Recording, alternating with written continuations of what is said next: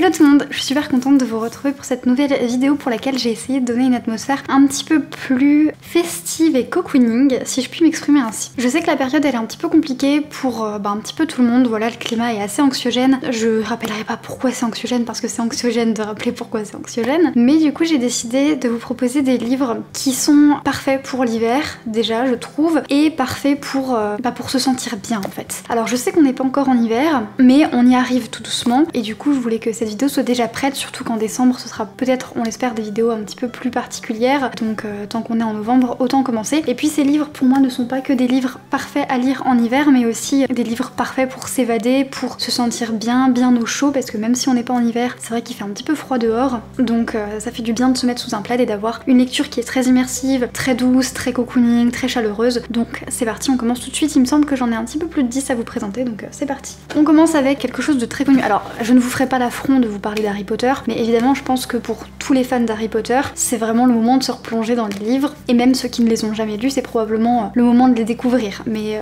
voilà, on peut parler d'autre chose. Par contre, je vous fais l'affront de vous parler de La Passe Miroir, oui, alors que La Passe Miroir est maintenant je pense une série extrêmement connue, mais j'adore cette série, c'est une de mes sagas préférées, honnêtement. Donc La Passe Miroir de Christelle Labos, ici c'est le premier tome, Les Fiancés de l'hiver. Donc en plus c'est parfait pour une saison un peu fraîche. Ce sont des gros pavés certes, mais qui je trouve se lisent très bien et très vite. Les personnages, rien qu'au bout du deuxième tome, c'est comme une famille en fait, on se sent tellement bien avec eux. Et en plus, l'avantage de ces livres, c'est que les 3 premiers tomes sont déjà sortis en poche. Donc ça c'est non négligeable si jamais vous avez un budget qui est assez moindre. Vous pouvez quand même vous procurer la saga entière. Donc vraiment foncez, c'est une de mes sagas préférées. Et en plus, Christelle Labos, c'est une autrice francophone, donc ça fait toujours plaisir de découvrir un livre sans le prisme de la traduction, c'est toujours très agréable. Toujours de la fantasy, toujours dans ce même univers un petit peu fantasy hivernal et autrice francophone, je vous propose La Ville sans vent d'Éléonore de Villepoix, qui est sortie il y a pas longtemps et dont le deuxième et dernier tome vient de paraître en octobre, si je dis pas de bêtises, le 14 octobre. C'est pareil, un univers super riche, super intéressant, avec des personnages tout aussi intéressants que attachants, que farfelus. Donc vraiment, on s'y sent bien. Le début est un petit peu long, j'ai eu un petit peu du mal à rentrer dedans, mais une fois qu'on est dedans, c'est tellement bien, c'est un coup de cœur ce livre. Honnêtement, l'intrigue elle est super bien menée, pleine de rebondissements, les personnages sont super attachants, les relations qu'on découvre entre chaque personnage sont tellement attachantes, et au final je trouve que même si l'intrigue elle est pleine de rebondissements, il y a quand même des moments qui sont tout doux, chaleureux et dans lesquels on se sent vraiment très bien. On enchaîne avec Alice au Pays des Merveilles de Lewis Carroll, que j'ai ici dans cette très belle édition. C'est chez Fleurus je crois, c'est mes classiques chéris, mais je l'ai aussi dans la version de Benjamin Lacombe chez Métamorphose. Elles sont toutes très bien, en plus elles sont toutes illustrées les deux là, il y a des jolis petits dessins. Alice au Pays des Merveilles, c'est vraiment un classique que j'ai découvert avec tellement de délices. C'est merveilleux, donc on peut le découvrir quand on est jeune comme quelque chose de vraiment farfelu, de vraiment absurde, mais tellement drôle, tellement mignon. Il y a plein d'animaux qui parlent, c'est touchant. Et quand on est adulte, on peut le découvrir avec les yeux d'un adulte, avec tout ce que ça comporte de critique de la société, avec tout ce que ça comporte de blagues, d'humour vraiment décalé, d'humour sur les mots, d'humour sur des situations. C'est vraiment un livre que je redécouvre à chaque fois avec délice. Honnêtement, c'est tellement bien écrit, et je sais pas pour cette traduction, mais en tout cas le traducteur qui a fait l'édition avec Benjamin Lacombe, je ne sais plus qui est le traducteur en question, mais il a traduit ça mais à merveille, c'est tellement bien traduit, et je vous conseille vraiment de faire attention à la traduction parce que pour le coup Alice au Pays des Merveilles, ça joue tellement sur les mots, ça joue tellement sur les situations que c'est vraiment dommage si on a une mauvaise traduction. Mais vraiment, ce livre, je pense que vous connaissez tous les différentes adaptations qu'il y a eu, que ce soit Disney ou que ce soit Tim Burton, il me semble que c'est Tim Burton qui l'a fait. Le livre, il est à 100 lieues de ça, mais il est tellement bien, tellement bien. Ensuite, un de mes livres préférés, et qui a beaucoup de succès sur le booktube anglophone, mais pas beaucoup en France pour une raison que j'ignore, il a pas fait beaucoup de bruit. Il s'agit du Cirque des rêves de Erin Morgenstern, qui en anglais est The Night Circus. Rien que la couverture, elle envoie du rêve en fait, elle envoie grave du pâté. En fait, c'est l'histoire d'un espèce de cirque un petit peu magique. On sait jamais quand est-ce qu'il arrive, on sait jamais où il arrive, mais voilà, un matin il est là. On sait pas pour combien de temps, mais il est là. Les gens sont toujours émerveillés quand ils vont dans ce cirque, c'est magique, c'est plein de rêves. Mais au sein de ce cirque, il y a plein d'intrigues, et il y a notamment 2 personnes qui vont se livrer un duel via leur disciple en fait. Ils vont tous les deux élever un disciple pour le but final quel pléonasme. Le but de tout ça, ce sera que les deux disciples en fait se livrent un duel magique pour savoir lequel est le meilleur. Et du coup, Célia et Marcus, je crois, vont toute leur vie être rivaux avec tout ce que ça comporte. Et surtout, ils vont grandir au sein de ce cirque. Vraiment, c'est un livre que j'ai trop envie de relire. Et déjà au dernier confinement, j'ai hésité à le relire. Mais là, vraiment, je crois que je vais me laisser tenter par une relecture parce qu'il était magique, il était bien écrit, il était beau, il était super immersif. Enfin,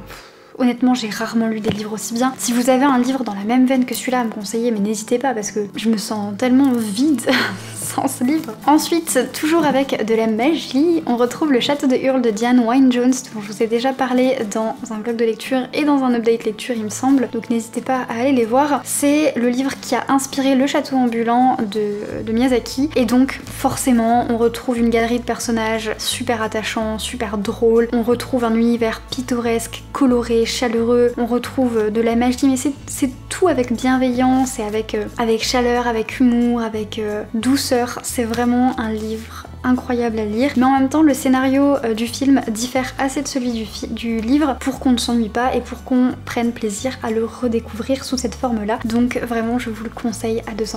On enchaîne avec un livre dans lequel il n'y a pas de magie mais dans lequel c'est l'hiver. Oh, on a froid et on est bien au chaud sous son plaid et ça c'est super agréable. Il s'agit d'un hiver long et rude de Mary Lawson, publié ici chez 10-18, que j'ai découvert moi pour ma part il y a quelques années maintenant. Donc voilà, il est plus tout jeune ce livre, mais il est trop bien. En fait, on va être plongé dans deux mondes, on va dire. D'abord, on est au Canada, dans les années, je ne sais plus combien, mais 1900 et quelques. Et ensuite, quelques années plus tard, à Londres. Donc le Canada, super hivernal, hein, on fait pas mieux. Et en fait, on va suivre 3 personnages d'une même famille, 2 qui sont restés au Canada et une qui vit à Londres. Et donc elle, on va la suivre avec un décalage temporel. C'est super bien fait, on n'est pas du tout perdu. Le cadre est super idyllique, enfin le Canada, la neige, le petit village dans lequel ils vivent, les petits feux de cheminée, et puis ensuite Londres dans lequel elle s'épanouit et elle découvre cette vie qu'elle a toujours voulu mener, et puis les histoires de famille. Enfin, c'est vraiment une histoire que j'avais trouvée super intense, prenante, en même temps simple, vraiment pas prise de tête, mais d'un autre côté tellement humaine, tellement profonde, tellement attachante. Vraiment j'avais adoré ce livre, et vraiment toute l'ambiance du Canada enneigé dans les années 1900 et quelques, ça m'avait vraiment trop plu. Donc n'hésitez pas à le lire, il est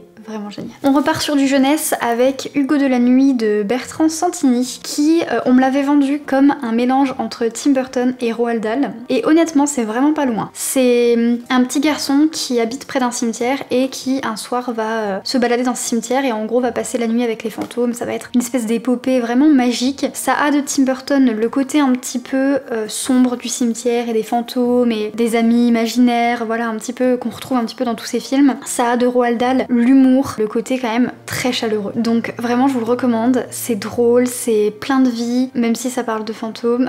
Et en plus la couverture elle est super belle, voilà. Et l'auteur est super gentil, j'ai eu la chance de le rencontrer à Montreuil il y a quelques années maintenant. Il m'a dédicacé le livre.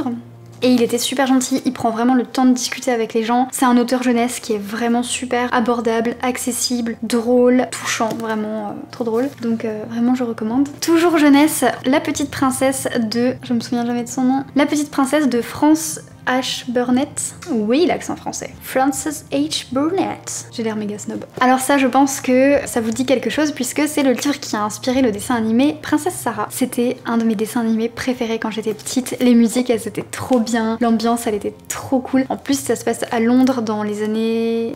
je sais plus, j'ai pas envie de vous dire des bêtises, mais c'est vraiment un climat que j'adore, Londres dans ces années-là. Je me souviens plus. Fin 1800, début 1900, je me souviens plus du tout. Mais vraiment, c'est trop un univers que j'adore. En même temps, c'est super triste, il y a des moments qui sont méga tristes, mais en même temps, c'est le genre de dessin animé où vous savez qu'il y a toujours, après un moment triste, un moment très heureux. Et pareil, elle est entourée de tous ses amis, elle est entourée de personnes parfois malveillantes, mais beaucoup de personnes très bienveillantes, très douces. Vraiment, je l'ai lu à Noël il y a quelques années. C'était un délice. Vraiment, se replonger comme ça dans des classiques pour les enfants, c'est toujours tellement merveilleux. C'est vraiment... j'adore, je suis complètement fan. D'ailleurs, je pense que je vais me le relire cette année. Il est trop bien, il est...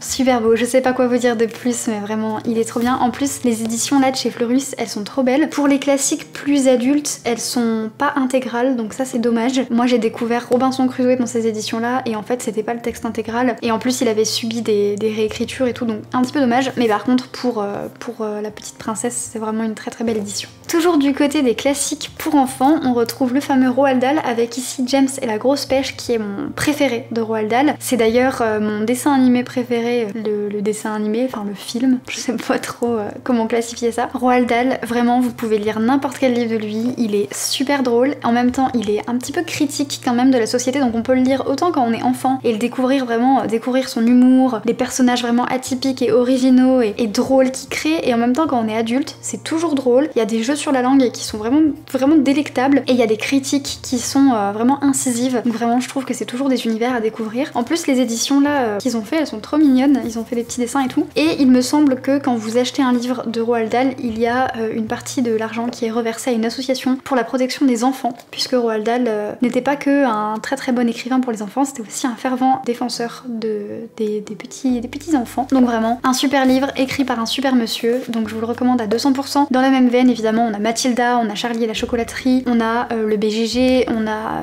Sacrée sorcière. Voilà, il en a écrit vraiment une flopée incroyable. Je les ai pas tous lus, mais vraiment celui-ci il est à mourir de rire. Toujours pour les enfants, parce que vraiment moi les livres pour enfants c'est un petit peu ceux que je trouve le plus cocooning en fin de compte, avec des univers qui sont toujours très doux, très drôles, très chaleureux. On retrouve La rivière à l'envers de Jean-Claude Mourleva, que j'ai dû lire la première fois pour les cours au collège, et du coup forcément je m'étais braquée en mode non, j'aime pas lire, et ensuite je l'ai relu plus tard en grandissant. C'est super drôle, l'univers il est tellement magique, c'est un univers chaleureux, coloré, pittoresque, merveilleux, magique. C'est des mots que j'ai pas cessé d'utiliser, mais c'est vraiment tous ces livres me font penser à ces mots là en fait. C'est toujours des univers où la magie règne, mais elle règne vraiment à une petite dose qui est juste assez magique en fait, juste assez pour nous faire comprendre qu'on est dans un univers magique, juste assez pour nous faire rêver en fait. Il a une imagination mais qui est débordante, avec je pense que beaucoup d'entre vous l'ont déjà lu, mais pour ceux qui l'ont pas lu, foncez, même si c'est jeunesse, c'est vraiment super bien à lire. Et encore une fois, c'est un livre jeunesse qui je trouve se lit avec délice quand on est petit, mais aussi quand on grandit, parce que il écrit super bien, il a une manière de créer des personnages qui sont vraiment terriblement attachants et drôles, il a un univers qui est tellement bien, c'est plein d'imagination, c'est plein de rêves et de magie, donc n'hésitez pas. Et enfin je terminerai avec toujours un livre des éditions Fleurus, là dans ces super belles éditions, il s'agit de Heidi de Johanna Spyri, quelque chose comme ça. Donc je pense que vous connaissez tous le dessin animé Heidi. Pour moi Heidi franchement c'est juste à côté de La Petite Princesse en termes de dessins animés qui ont fondé mon enfance. Franchement juste à côté il doit y avoir Magical de Rémi, un truc comme ça. C'est vraiment des dessins animés que j'ai adorés, et en plus Heidi je les regardais avec ma mère et elle les re-regardait, Franchement elle a dû les regarder 1000 fois, et du coup moi j'ai dû les voir 850 fois. Mais c'est toujours un délice de découvrir Heidi, et ça a été un plaisir de découvrir ce livre là. En plus je vous raconte pas la montagne, les paysages de montagne, le pain avec le fromage, bon évidemment on fait la version vegan à la maison avec le fromage mais c'est tout aussi délicieux. En plus on a un fromage goût fumé, il est trop bon. Le contact avec les animaux, et puis les amis qu'elle se fait, les relations qu'elle crée, la relation qu'elle a avec son grand-père, c'est tout des choses qui sont super chaleureuses, et encore une fois il y a des petits dessins dedans, donc je vais essayer de vous en trouver un. Évidemment quand on en veut un, on n'en trouve pas. Comme Princesse Sarah, comme La Petite Princesse, c'est un livre qui parfois a des moments qui sont très tristes, mais très rapidement, et juste après on sait que ce sera que du bonheur, on sait que ce sera bienveillant, doux, et je le répète, chaleureux. Ma pile va se casser la figure. J'espère du coup que ces petites recommandations vous auront plu. C'était vraiment, voilà, il y a beaucoup de livres super connus, mais c'est des livres qui moi m'ont fait passer tellement des bons moments que vraiment si vous n'avez pas encore osé sauter le pas, allez-y, et si vous les avez déjà lus, n'hésitez pas à les relire. Je sais encore une fois que je vous recommande des livres alors que les librairies indépendantes sont fermées. Ne succombez pas à Amazon, ne succombez pas aux géants américains ou aux géants même français, parce que les librairies indépendantes ont plus que jamais besoin de vous. Je veux pas faire la nana hyper moralisatrice, c'est pas du tout l'effet que j'ai envie de donner, mais vraiment c'est super important de soutenir les librairies indépendantes, donc il y a plusieurs manières de le faire. Vous pouvez partager des posts sur les réseaux pour que les gens comprennent aussi l'importance de soutenir les librairies indépendantes. Mais vous pouvez aussi faire du click and collect. Je sais pas si elles se sont toutes mises au click and collect, mais il y a beaucoup de librairies qui s'y sont mises. Alors je sais que quand on n'habite pas près d'un centre-ville ou au centre-ville, c'est hyper compliqué parce que vous n'avez pas forcément accès rapidement à une librairie, ou alors c'est à 1 heure de voiture ou que sais-je. Mais si vous avez la possibilité de faire du click and collect, vraiment choisissez cette option là. Déjà ça vous permettra de sortir prendre l'air avec un masque et une attestation bien sûr, mais ça fait toujours du bien de sortir un petit peu même dans ces situations là. Ça vous permettra de soutenir des petites librairies et d'acquérir peut-être une de ces petites merveilles pour les fêtes ou pour la période un petit peu automnale, hivernale. Donc voilà, n'hésitez pas. Et moi je vous fais de gros bisous et je vous dis à la semaine prochaine, et j'espère que ça vous a plu. J'oubliais, on n'oublie pas de s'abonner et d'activer la petite cloche pour ne rien louper des prochaines vidéos et pour faire partie de cette communauté toujours plus merveilleuse et grandissante. N'hésitez pas à mettre des petits pouces, à commenter et à partager. Et si vous avez des comptes ou des chaînes Booktube, Bookstagram ou quoi que ce soit, n'hésitez pas à me les partager, ça me fait toujours plaisir. Le partage pour moi c'est pas que dans un sens, hein, c'est vraiment dans les deux sens. Et je vous fais de gros bisous et je vous dis à la semaine prochaine.